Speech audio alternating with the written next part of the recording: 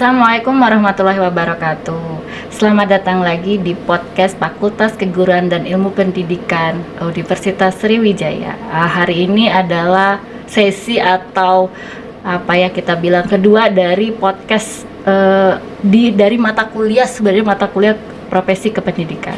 Nah, hari ini temanya masih sama dengan yang kemarin, yang tadi, yaitu guru profesional. Nah, lagi-lagi kita bicara tentang guru profesional. Kita akan cerita dengan kurikulum. Nah, kurikulum yang sekarang lagi itu adalah kurikulum merdeka. Kurikulum merdeka, kalau yang sebelumnya kita udah kedatangan tamu kepala sekolah penggerak dari SMA 1 Sembawa, Kabupaten Banyuasin, Sumatera Selatan. Nah, hari ini yang sama, di sesi kedua ini ada fasilitator dan juga dosen di Fakultas Keguruan dan Ilmu Pendidikan, dan juga fasilitator sekolah penggerak, Ibu Dr. Rahmi Susanti. Selamat datang, Ibu. Selamat datang. Nah, Ibu ini adalah dosen di fakultas kita, sebenarnya Fakultas Keguruan dan Ilmu Pendidikan, di program studi pendidikan biologi, dan juga dosen di PPG ya Bu ya, program studi PPG. Profesi guru. Nah, PPG ini adalah nantinya pengantar kalau kita lulus dari dari S1 di Fakultas Keguruan dan Ilmu Pendidikan ini, kita belum bisa disebut sebagai guru profesional ya Bu ya. Untuk jadi guru profesional kita harus masuk PPG. Nah, nanti ketemu lagi dengan Bu Rahmi Susanti yang mengambil biologi dan juga kimia. Iya, ada ya Bu ya, ketemu juga kimia, beberapa. Ya udah. Jadi untuk ini kita langsung masuk aja ya Bu ya. Boleh. Oke. Kalau kita cerita tentang fasilitator sekolah penggerak, nanti kan ketemunya tuh dengan kurikulum merdeka ya Bu ya, sebenarnya ya. Jadi apa sih sebenarnya tujuan yang ingin dicapai dari kurikulum merdeka itu Bu? Silakan Bu. Oke, terima kasih Bu Maifah.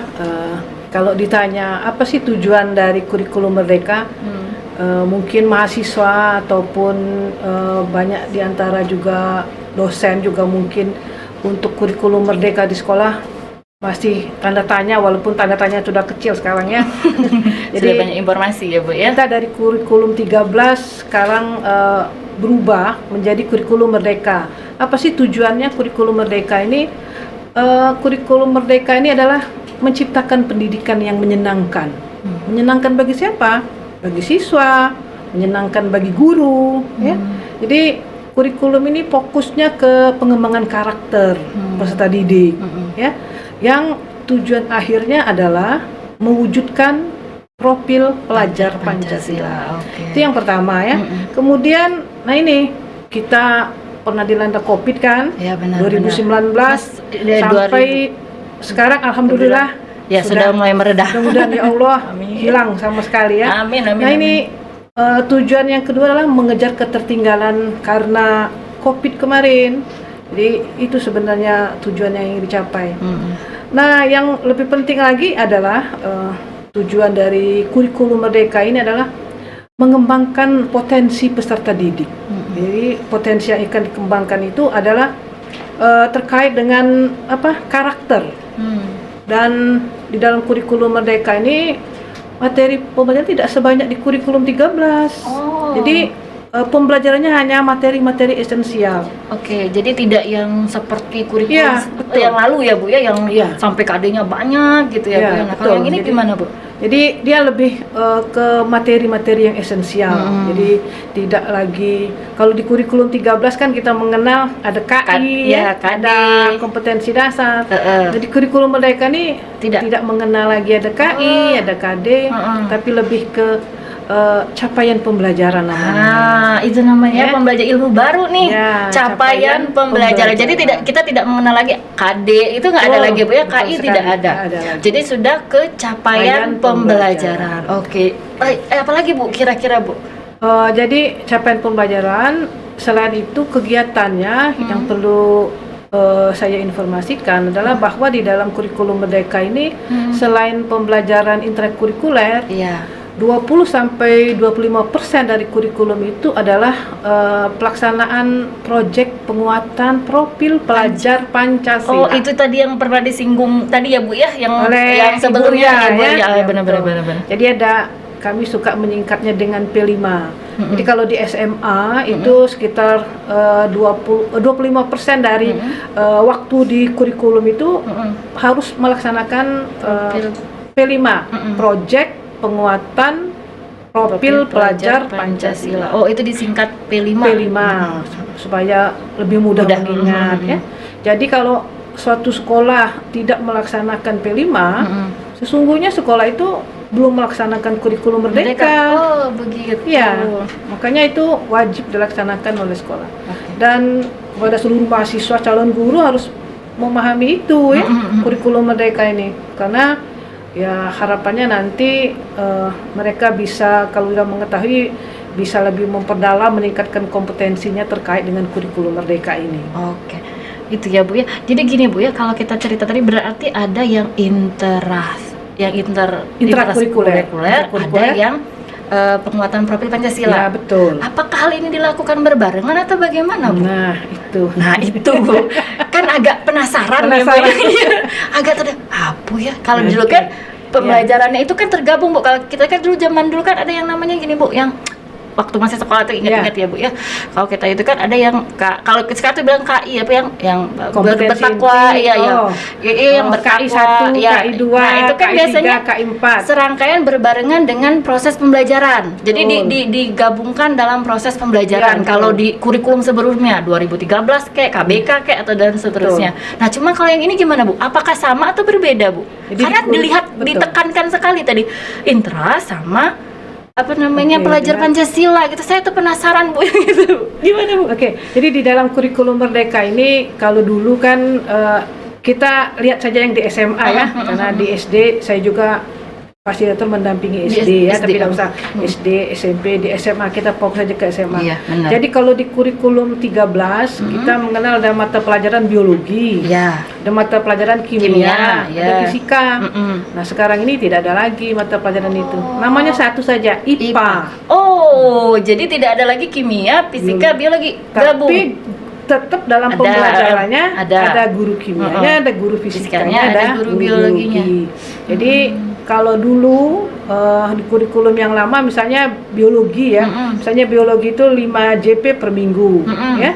Jadi itu yang 5 JP yang intrakurikuler. Nah, jadi ngitung kurikulum merdeka ini ngitungnya per tahun. Jadi setahun itu misalnya 180 JP. Nah, 180 JP ini 80%-nya untuk pembelajaran kimia atau biologi di kelas. Intrakurikuler. Ya, intrakurikuler berarti di kelas. Oke.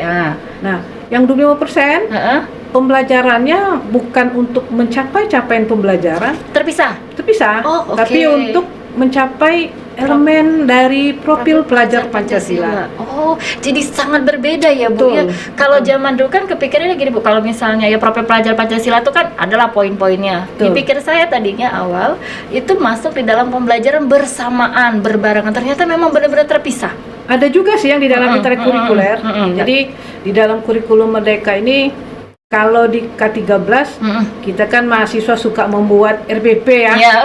Iya benar. Rencana pelaksanaan pembelajaran.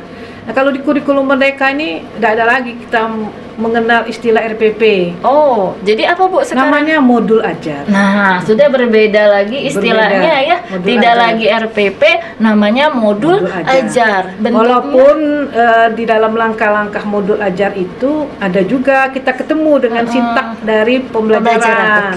Ada pendahuluannya, ada inti, ada penutup. Tapi format keseluruhan sudah berbeda. Dan dari komponen modul ajar itu ada, kita ingin mengembangkan dimensi apa ya dari profil pelajar Pancasila. Jadi profil pelajar Pancasila itu dibangun, dikembangkan selain melalui intrakurikuler, tetapi juga melalui penguatan profil pelajar Pancasila. Gitu. Itu sudah ada gambaran mungkin dari apa yang ada di sini maupun yang di ini ya Bu ya, yang melalui live YouTube gitu ya. Jadi agak sedikit berbeda sebenarnya, tapi ya tujuannya sebenarnya sama-sama aja ya Bu ya. Kemudian Bu ya, kenapa sih sebenarnya perlu gitu diterapkan kurikulum merdeka ini Bu? Apa sih manfaatnya gitu ya Bu ya? Mangga Bu. Jadi ada pernyataan ya bahwa kurikulum yang baik adalah kurikulum yang sesuai dengan zamannya.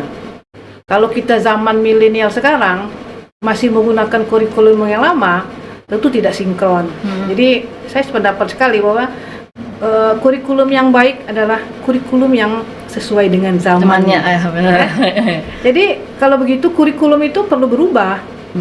Untuk apa berubah? Demi memenuhi kebutuhan murid sesuai dengan zamannya. Oke. Ya. Kan sekarang kita digital ya, Bu, katanya. Isu kekinian sekarang kan ada perubahan iklim global, teknologi digital, industri multinasional. Jadi di kurikulum Merdeka ini lebih ke periode digitalisasi sekolah.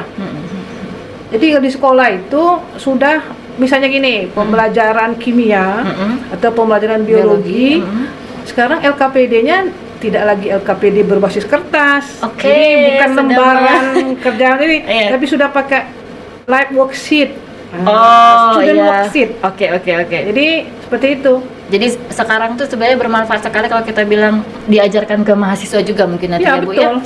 Bikin LKPD, modul. Kemudian bahan ajar, sumber ajar itu tidak lagi bawa buku, tinggal membuka saja modul yang flipbook. Benar. Jadi begitu sudah betul-betul digitalisasi. Dan seperti pada sesi 1 tadi ada kepala sekolah penggerak. Semua sekolah penggerak itu oleh pemerintah difasilitasi dengan namanya Chromebook.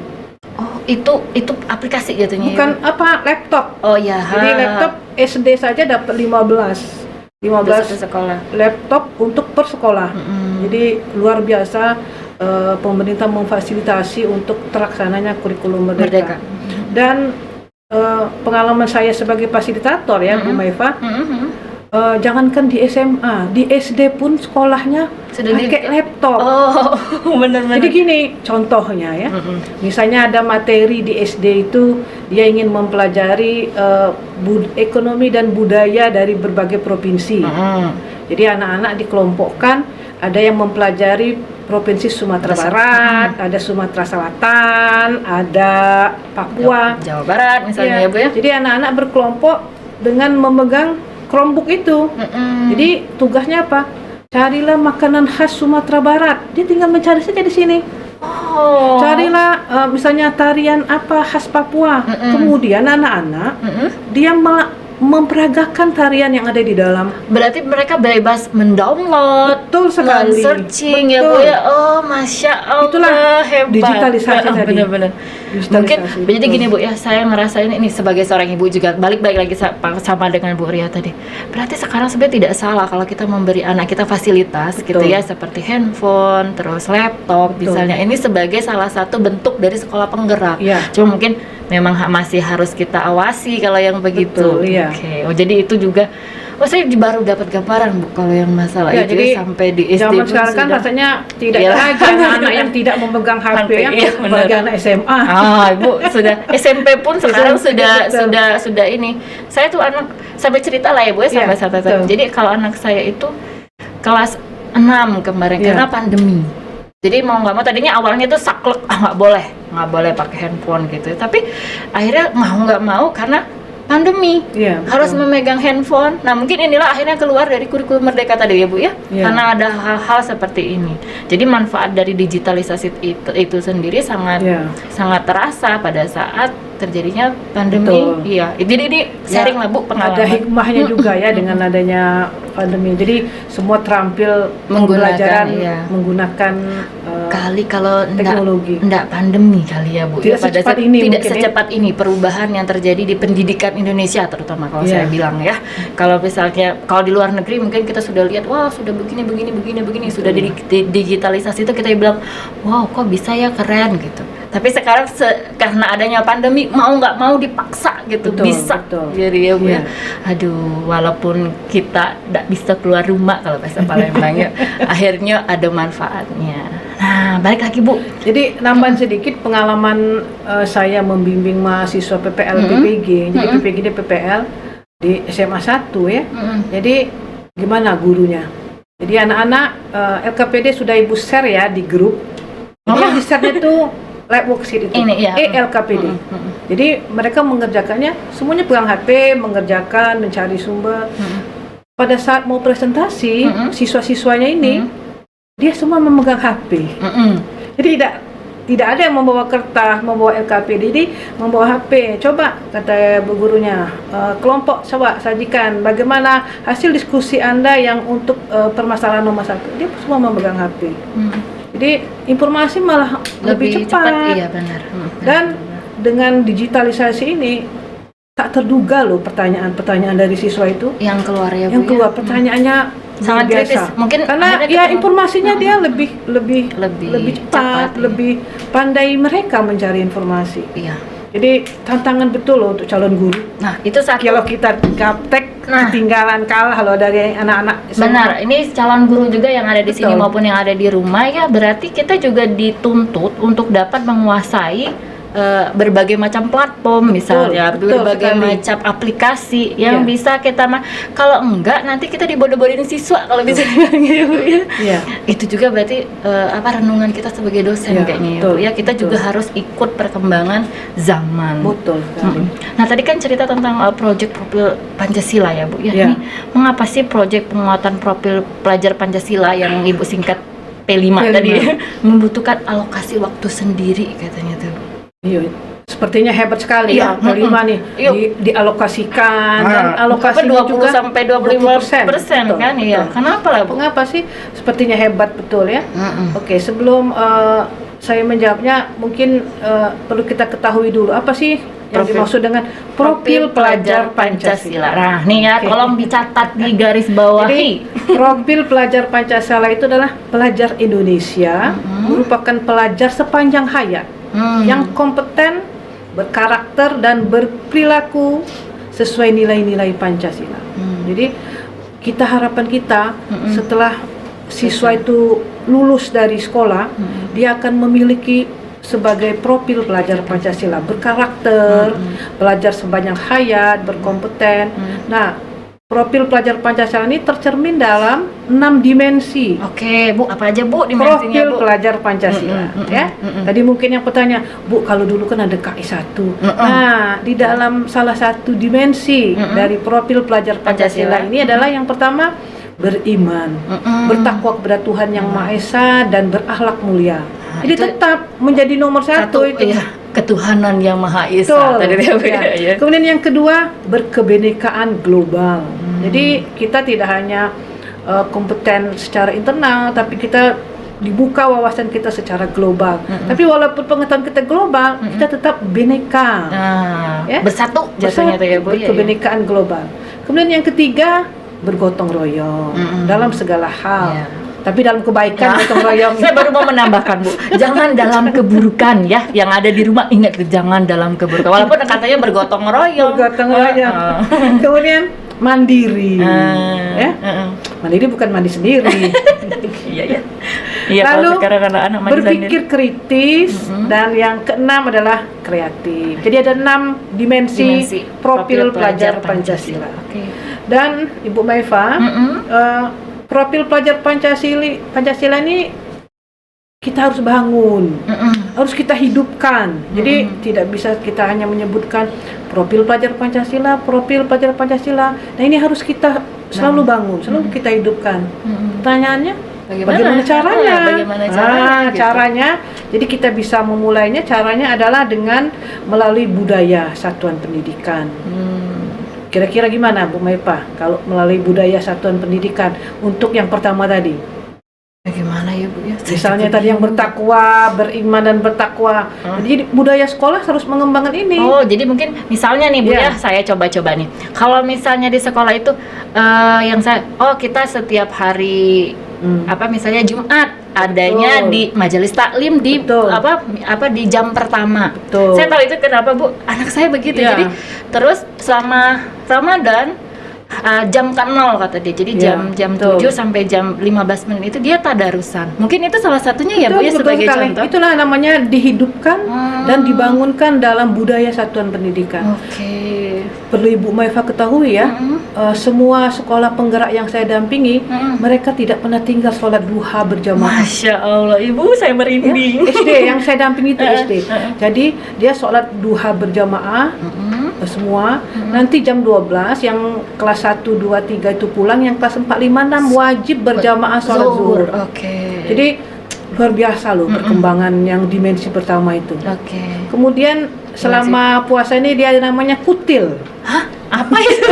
Kutil. Saya bilang, Bu atau Ibu kepala sekolah, apa tanya kutil? Bu, kuliah 3 menit. Kok 3 menit kan til? Rupanya kuliah 3 menit bahasa Jawa. Oh iya, Jawa. Iya. Saya mikir apa kutil? 3 menit. 3 menit. Oh, Masya Nah, ini Allah. salah satu dimensi dari profil pelajar Pancasila yang dihidupkan di sekolah. Itu yang pertama. Yang kedua, profil pelajar Pancasila itu kita hidupkan juga di pembelajaran di intrakurikuler. Ya, di intrakurikuler. Jadi di intrakurikuler kemudian, nah ini yang selain itu adalah kita hidupkan melalui tadi P5 tadi. Oke. Nah, jadi dia ada aktivitas tersendiri untuk membangun dan menghidupkan profil pelajar Pancasila melalui kegiatan P5. Nah, perlu diketahui bahwa P5 ini terkait multidisiplin. Oh, tidak hanya misalnya pembelajaran kimia saja, tidak? Jadi gini, jadi kan kimia misalnya ada 180 menit misalnya ya. Saya lupa jamnya. Iya. Dari 180 menit itu 20% atau 80 jam JP menit itu 20%-nya digunakan untuk profil pelajar Pancasila. Dari biologi juga diambil. Nah, jam-jam itu digabungkan ya. Sehingga kalau untuk SMA ini, SMA kelas 10 ada berapa JP dia, Bu? ada, kalau SMA kelas 10 itu ada berapa JP nanti? Saya ngintip catatan saya ya. Boleh, Bu. Tidak apa-apa, Ibu. Jadi Kita kalau juga untuk tidak SMA kelas 10 itu untuk P5-nya itu selama 486 JP. Itu per Setahun. Oke, per tahun. Jadi diingat ya, bukan per semester tapi per tahun. Per Oke. tahun. Jadi 20% itu per tahun. Jadi lumayan ini. Ya, jadi untuk kelas 11 216 JP, untuk kelas 12 192 JP. Jadi dia berkurang semakin meningkatnya tingkat kelas sekali ya, karena jadi, kita juga persiapan. Kalau ditanya apa saja sih kerjaannya P5 ini? Jadi P5 ini adalah tadi lintas disiplin ilmu. Perlu dicermati bahwa apa yang dilatihkan. Jadi siswa itu mengamati, memikirkan solusi. Jadi dia diminta memikirkan solusi. Solusi tentang apa? Solusi terhadap permasalahan lingkungan di sekitar. Yang di sekitar mereka. Betul. Misalnya tentang apa? Tentang kerusakan lingkungan, tentang menyusutnya sumber daya alam, tentang ya kejadian kasus-kasus bullying di sekolah. Ini bisa menjadi bahan atau kewirausahaan. Jadi ada tema-tema yang memang sudah dirancang oleh pemerintah untuk dilakukan oleh sekolah. Jadi sekolah itu memilih, kalau SMA itu 3-4 tema per tahun. Tema dari ini ya Bu ya, profil pelajar Pancasila tadi ya, kalau kita untuk bilang. P5 itu ya. Jadi saya kira wajar lah kalau P5 ini perlu jam khusus ya. Benar. Kalau jam khusus begini. dan boleh melibatkan masyarakat dan dunia industri loh Bu Maifa. Oh, jadi kita bisa, jadi seperti mungkin sebagai contoh mungkin tadi ya Bu yang diceritakan oleh Bu Ria tadi yang di sekolah mereka yang katanya buat e-library ya, e-library, terus ada yang mereka bikin kerajinan, bikin cincin apa pernik gitu. Nah, itu mungkin juga bisa melibatkan masyarakat sekitarnya ya Bu ya. Terus apalagi di sampah, bank sampah. Ya, bank sampah. Oh, jadi seperti itu. Jadi mereka memang punya jam khusus untuk melaksanakan profil pelajar Pancasila. penguatan melaksanakan project. Nah, jadi ini mungkin pengetahuan baru tadi yang dari sebelumnya Bu Ria ceritakan, kewirausahaan segala macam mungkin nggak kegambar di mana ya itu dilaksanakan. Betul. Ternyata dari informasi dari Ibu barusan menyatakan bahwa memang punya jam khusus justru Bu ya, Betul, dipisahkan jam khusus. dari yang pembelajaran biasa seperti kalau kita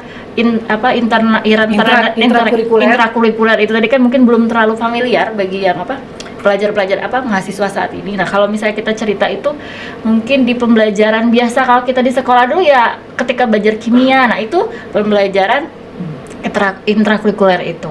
Ya, jadi intrakurikuler itu dipisahkan pembelajaran tatap muka iya, reguler. tatap muka reguler. Jadi dipisahkan bisa juga sebenarnya masuk ke dalam pembelajaran itu. Namun sebenarnya punya alokasi waktu sendiri. Jadi pelaksanaannya sangat bebas sekali sekolah. Jadi boleh kan tadi kalau untuk kelas 10 sekian jam ya, yang sekian 480 JP tadi. 480 JP itu bisa saja setiap minggu kita plotkan waktunya. Setiap hari Jumat kita melaksanakan project. Jadi kan Jumat itu biasanya 5 JP ya. Iya. 5 JP dari jam pertama sampai jam kelima semua melaksanakan itu. Atau bisa juga memilih Senin kita ambil 2 JP untuk project, Selasa 2 JP, sehingga nanti dalam setahun tercapai total 480 JP. 480 JP. Oke. Dan kebayang. Perlu diketahui juga bahwa P5 ini tidak hanya berbasis produknya ya. Maksud saya itu basis produk, tadi dihasilkan kerajinan, kemudian dihasilkan apa ya? Library kalau kata dia. Yang menjadi penting sekali di dalam P5 ini adalah elemen dari dimensi profil pelajar Pancasila itu apa sih yang sudah tumbuh? Oke. Misalnya nanti ada sub elemennya Bu Meva. Misalnya yang tadi beriman, bertakwa kepada Tuhan Yang Maha Esa dan berakhlak mulia, itu kan dimensi besarnya ya. Ada juga yang kecil. Ada sub elemennya. Jadi kegiatan P5 ini mencapai sub elemen itu yang paling penting sebenarnya. Ya, ini juga yang masih belum betul dipahami ya. Sebenarnya tujuan akhir dari P5 itu bukan produk ya, tapi bagaimana setelah dia melakukan project itu, dimensi-dimensi itu, sub elemen dari dimensi bisa berkembang, bisa tumbuh itu di individu masing-masing ya Bu ya. Bukan produknya, tapi justru ya pengennya nantinya generasi kita tuh tumbuh jadi generasi yang baik sesuai dengan profil pelajar Pancasila. Itu mungkin kali ya Bu ya. Jadi nanti setelah dia melaksanakan P5, dia sudah mandiri, dia berpikir kritis, dia bergotong royong. Kalau yang nomor 1 pasti harapan kita ya. Oke Bu. Sekarang kan Bu Rahmi ini sebagai salah satu fasilitator sekolah penggerak ya Bu ya. Sebenarnya tugasnya apa aja Bu? Pengen tahu, siapa tahu Bu jadi juga. Jadi fasilitator ya. Iya.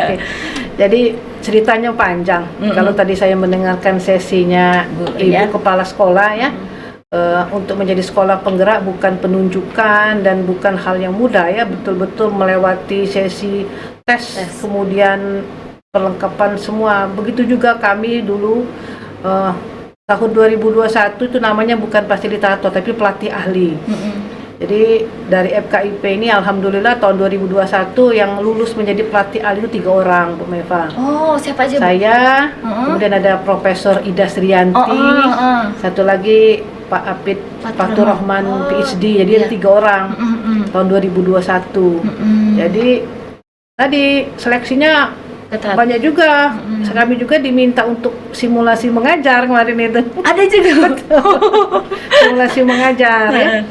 Jadi sebenarnya dari awal saya tuh kepingin menjadi fasilitator, tidak banyak sih keinginan saya. Saya tuh kepingin kalau saya menjadi pelatih ahli atau fasilitator, berarti kan saya harus ke sekolah. Kalau ke sekolah saya melihat betul bagaimana implementasi di sekolah itu, real di sekolah itu bagaimana, itu sebenarnya. Dan saya juga berpikir dulu, saya akan ketemu dengan alumni-alumni. Saya akan punya koneksi yang banyak dengan guru-guru. Benar. Itu sebenarnya keinginan saya dulu. Bukan yang muluk-muluk sebenarnya ya. Ada muluk-muluk.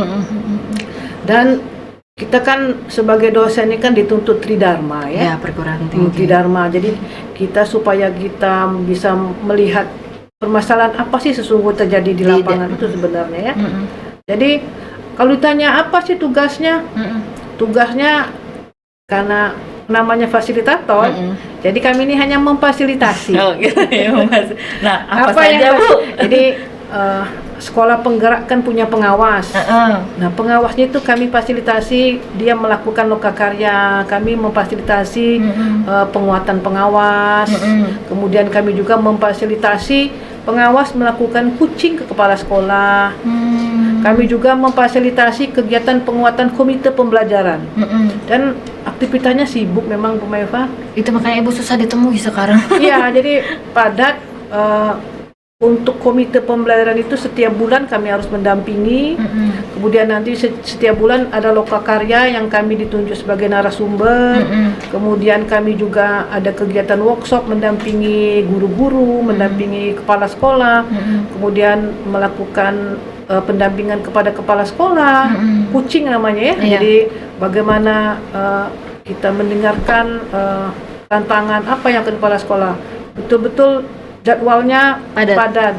Tapi alhamdulillah tahun kedua ini agak santai sudah Bu. berkurang. Mungkin karena sudah mulai paham kali ya Bu ya. Tidak bukan ilmu dari nol lagi, Ya, sudah betul. mulai sharing ke Tabu. Ya, sudah mulai kemarin. berbagi mereka. Ya, sudah Betul. mulai ada yang klaster kalau dibagi tadi ya, kata dibagi tingkatan itu dia sudah ada yang mandiri berbagi itu. Ya. Jadinya agak lebih gampang.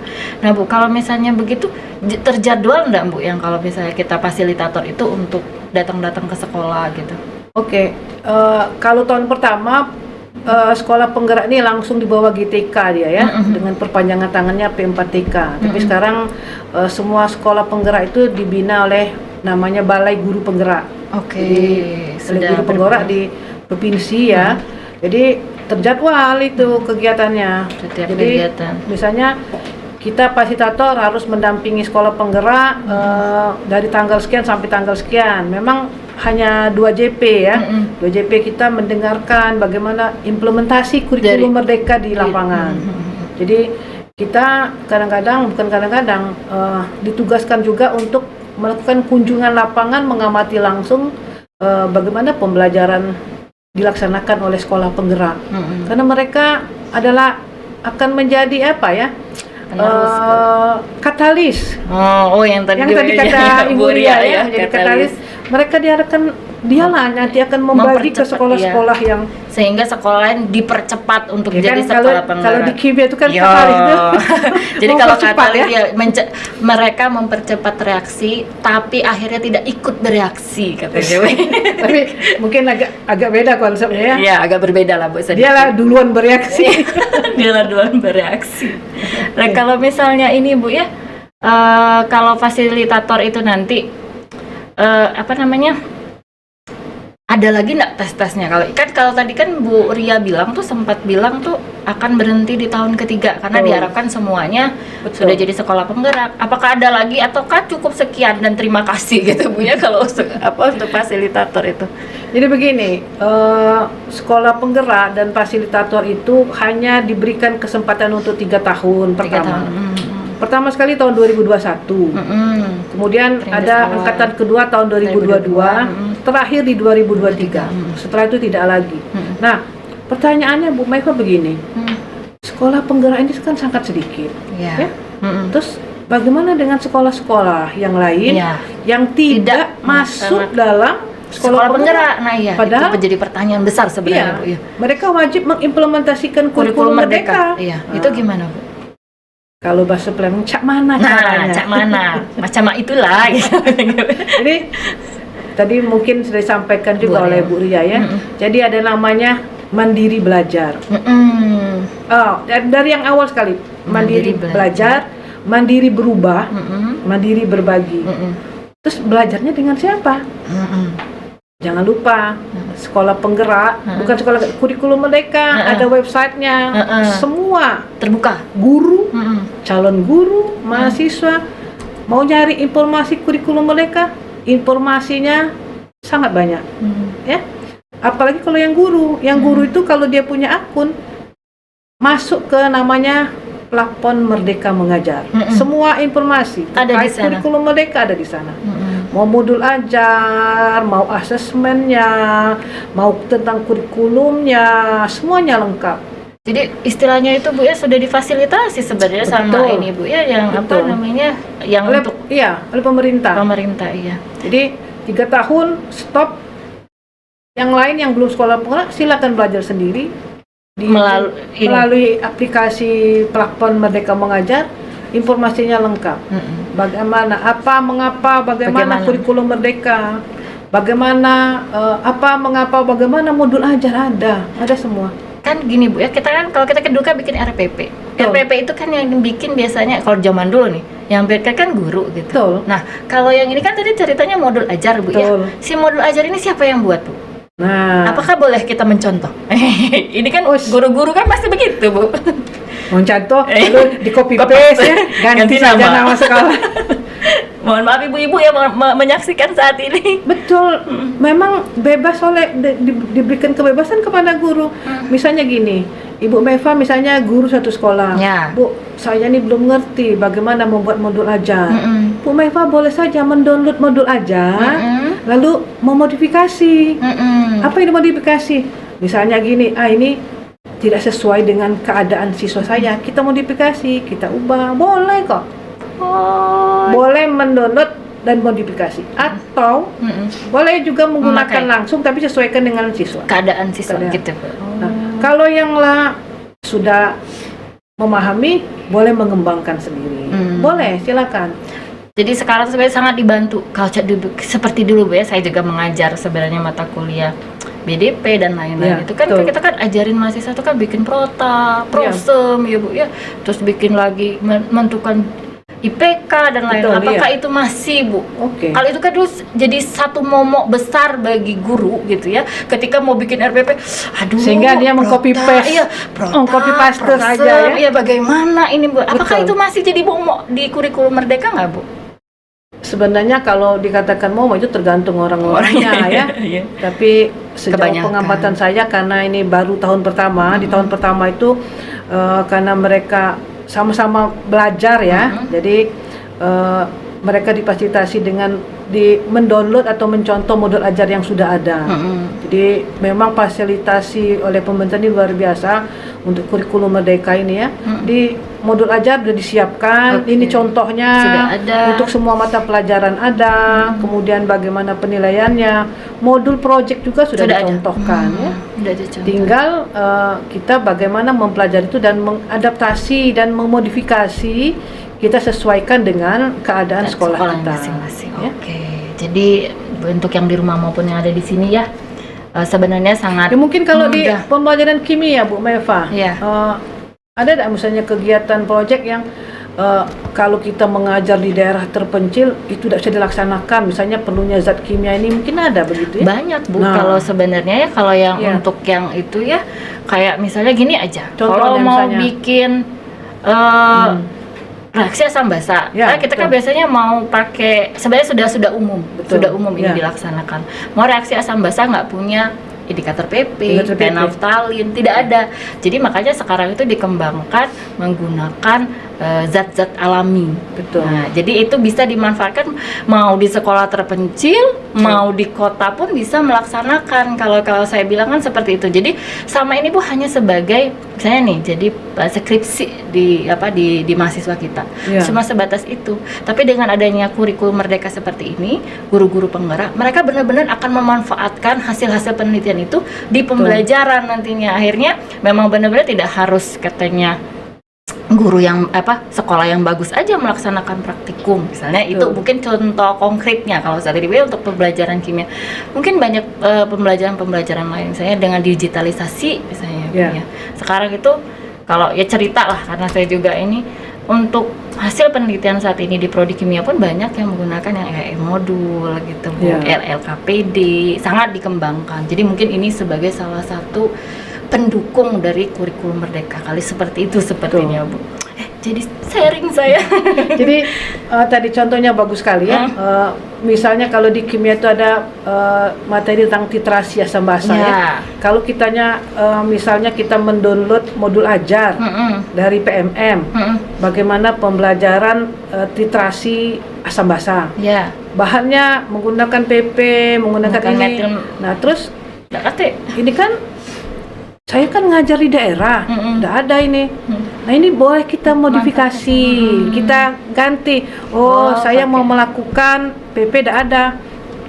Bagaimana caranya? Bisa menggunakan indikator Saya menggunakan tadi. ini. Iya. Berarti itulah Manfaatnya. guru dituntut sekali untuk kreatif, ya kreatif. Kemudian mencari informasi bagaimana pembelajaran itu menyenangkan. Jadi menurut saya kurikulum ini luar biasa, ya.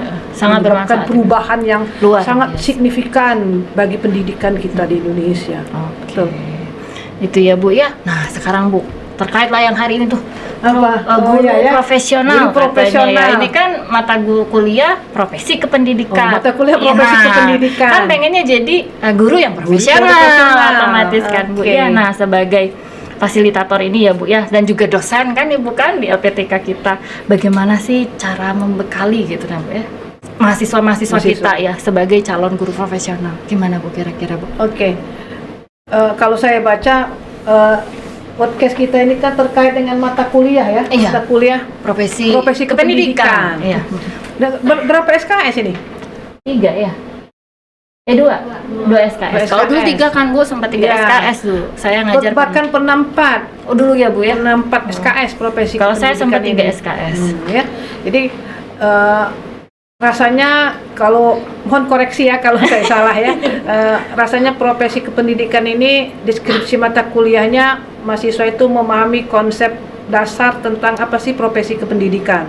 Jadi memahami bagaimana hak dan kewajiban sebagai guru profesional ya. Kemudian kompetensi apa yang harus dimiliki oleh guru profesional ya. Kan ada kompetensi pedagogik, ada kompetensi profesional, kompetensi sosial, kompetensi kepribadian. Nah, kalau mahasiswa yang masih program sarjana, ini rasanya tadi juga pernah disampaikan oleh Bu Mayufa ya, bahwa lulusan S1 ini belum bisa tanda petik dikatakan menjadi guru profesional nanti ya. lulusnya ya.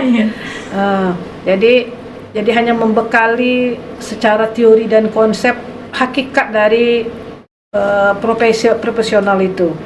Jadi mahasiswa harus tahu lah kapan dikatakan profesional. Jika dia memiliki kompetensi pedagogi, rasanya di sekian SKS mata kuliah kita sudah membekali pedagogi ya. Belajar dan pembelajaran, evaluasi, strategi, banyak kan ya.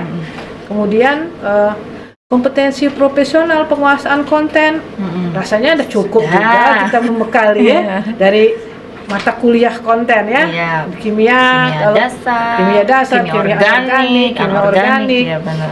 Nah, mungkin yang tidak menjadi mata kuliah sendiri ya, kompetensi sosial dan kepribadian, dia merupakan karakter ya. Jadi saya kira untuk sampai di program sarjana sudah cukup pembekalan diri FKIP ini ya, membekali calon guru ya, calon guru. Nah sekarang alhamdulillah FKIP ini kan ada prodi pendidikan profesi guru, benar-benar ya. Iya.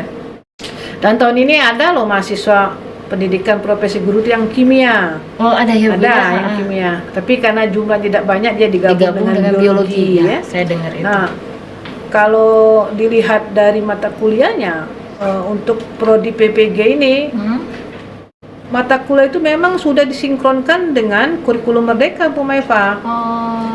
Misalnya gini, ada salah satu mata kuliahnya pembelajaran berdiferensiasi. Oh ya, itu yang sangat in saat ini. Iya, karena kurikulum Merdeka itu pembelajarannya harus pembelajaran berdiferensiasi di sekolah itu. Jadi karena memang murid kita, kalau kita ada 25 murid, maka ada 25 perbedaan karakter ya, yang semuanya itu tidak bisa kita samakan pembelajarannya. Jadi saya kira cukup pembekalan untuk saat ini untuk mahasiswa. Jadi belum cukup di S1 ya, kita punya PPG yang betul. Bisa melengkapi dari kekurangan-kekurangan di S1. Jadi jangan khawatir ya yang masih S1 harus PPG biar jadi guru profesional. Tapi ini hanya wacana, tapi Iya. informasinya apakah nanti bagaimana? Katanya nanti ke depan dari S1 ini nanti di semester 8 mereka langsung bisa masuk ke PPG, tapi di ya masih melalui keep lah proses ya ini ya. proses di tes dulu. Jadi di semester 8 ini wacana ya, tapi mudah-mudahan betul. Nanti mereka yang terpilih setelah lulus itu langsung masuk PPG dia. Jadi tidak perlu tes lagi, tesnya justru ketika kalian jadi mahasiswa. Ya, betul. Nah, itu jadi sebenarnya yang di rumah juga ya. Jadi ini informasi juga walaupun belum ada tank gitu belum. Cuman sebagai salah satu info yang bermanfaat yang nantinya mungkin jadi angan-angan ya ingin jadi guru profesional. Ya siap-siaplah nanti harus jadi mahasiswa yang berprestasi yang nantinya bisa langsung di semester 8 setelah itu langsung PPG. Oke. Bu, kita tanya-tanya deh Bu, kalau misalnya ada yang ingin bertanya kayaknya udah ada banyak yang catat-catatan tuh. Oke. Ada? Mangga. Boleh. Tolong Mas disorot dulu Mas. Disorot dulu. Iya. Mahasiswi yang cantik-cantik. Cantik Oh ini gitu. mahasiswi semua ya, ada yang mahasiswanya. Di luar tadi Bu. Oh di luar. Gantian kan. Mangga. Izin bertanya Ibu, kan sejauh saya mengamati kurikulum Merdeka ini sangat berpacu pada teknologi kan Bu, di mana itu menggunakan gadget seperti laptop yang tadi kan. Dari tadi saya tidak mendengar penggunaan buku dalam kurikulum Merdeka ini. Apakah buku masih sangat dibutuhkan? Itu saja pertanyaan saya. Terima kasih. Oke. Tadi siapa namanya? Maaf Ibu Delia Aisyah Dila. Delia Asia. Aisyah Dila. Bagus sekali pertanyaannya. Kok tadi digitalisasi memangnya tidak perlu lagi buku?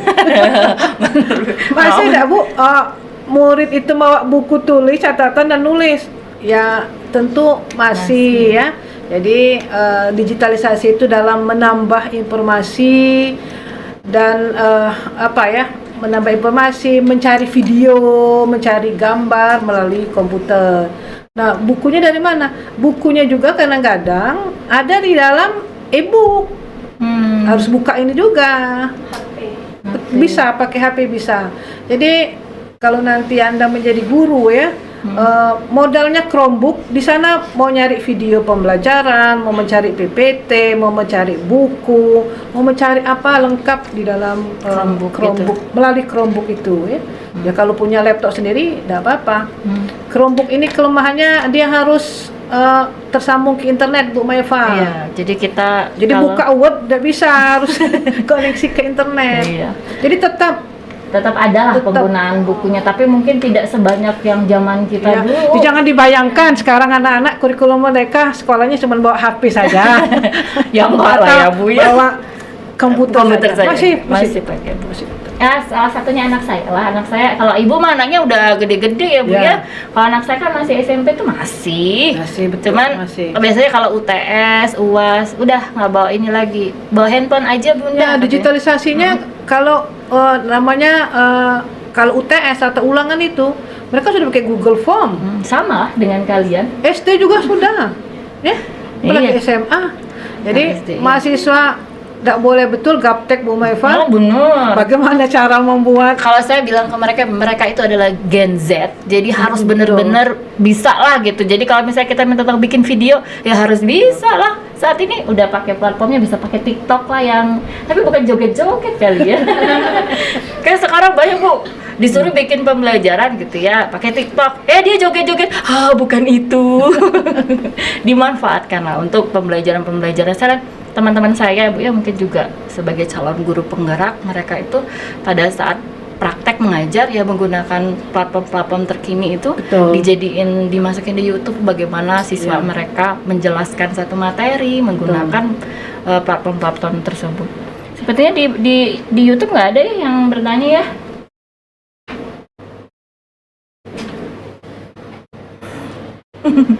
Jadi itu yang iniin. Kalau tidak ada ya inilah Bu. Udah mengingat waktu sepertinya. Udah habis ya? Udah terasa ya Bu Maeva? Sebenarnya tidak habis, bisa panjang, tapi Bu mau buka puasa. Oh iya. Iya udah jam 3 lewat. Udah jam 3 lewat. Jadi ini Bu sebagai closing statement lah buat kita. Saya nih, saya kan juga dosen, harus belajar juga ya Bu ya, ilmu-ilmu yang banyak nih. Terus Terus juga buat mahasiswa bagaimana sih meningkatkan kompetensi sebagai dosen atau guru profesional gitu Bu. Gimana Bu kira-kira? Oke, ini pernyataan terakhir mungkin kepada kalaupun ada dosen ya yang sempat menonton acara ini, jadi kita sebagai dosen karena kita akan membekali mahasiswa kita tentang kurikulum merdeka ini, tentu harapannya dosen harus banyak mencari informasi terkait kurikulum merdeka ini, dan informasinya tersedia cukup banyak di internet ya, banyak sekali Bu Meva. Jadi itu saran saya ya, karena kalau mau menjadi fasilitator mungkin ada kesempatan dan sekian dari sekian banyak orang ya. Tes juga kan. Dan untuk ke semua mahasiswa terkait dengan kurikulum merdeka ini, artinya Anda bisa mencari informasi sebanyak-banyaknya terkait kurikulum merdeka di internet, terbuka sangat lebar dan banyak sekali tentang kurikulum merdeka ya. Karena tidak bisa dihindari nanti yang kalau mahasiswa S1 kan ada PLP ya. Iya. PLP ini Pasti ketemu dengan pasti kurikulum ketemu merdeka. di kurikulum merdeka. Jadi jangan kita tidak tahu sama sekali. Jadi sama-sama belajar. Jadi dan terbuka lebar ya. Jadi mencari sendiri ilmunya. Mungkin itu yang bisa saya sampaikan kepada mahasiswa dan mungkin juga dosen Bu Meva. Terima kasih banyak Ibu, sangat bermanfaat sekali. Saya sebagai yang mendengarkan sebagai host pun merasa sangat banyak informasi yang Ibu berikan. Terima kasih waktunya Ibu sudah menyempatkan di siang menjelang sore menjelang berbuka puasa. Jadi sharing ilmu tentang kurikulum merdeka dan juga sekolah penggerak, dan juga karena Ibu sebagai fasilitator. Jadi itu mungkin sesi kedua hari ini tentang kurikulum merdeka. Jadi mudah-mudahan yang ada di rumah maupun yang ada di dalam podcast ini mendapatkan ilmu yang bermanfaat. Saya rasa sangat bermanfaat. Ada gambaran tentang bagaimana kurikulum merdeka itu sendiri. Jadi untuk hari ini kita akhiri dulu. Masih ada sesi ketiga. Kita tunggu nanti di kapan tayangnya. Mungkin tidak live streaming lagi. Akan kita tunggu sesi-sesi berikutnya tentang, ada satu sesi sebenarnya untuk ini. Untuk sesi-sesi lainnya banyak, mungkin dengan tema-tema yang berbeda. Untuk hari ini kita cukupkan dulu sampai di sini. Assalamualaikum warahmatullahi wabarakatuh. Waalaikumsalam warahmatullahi wabarakatuh.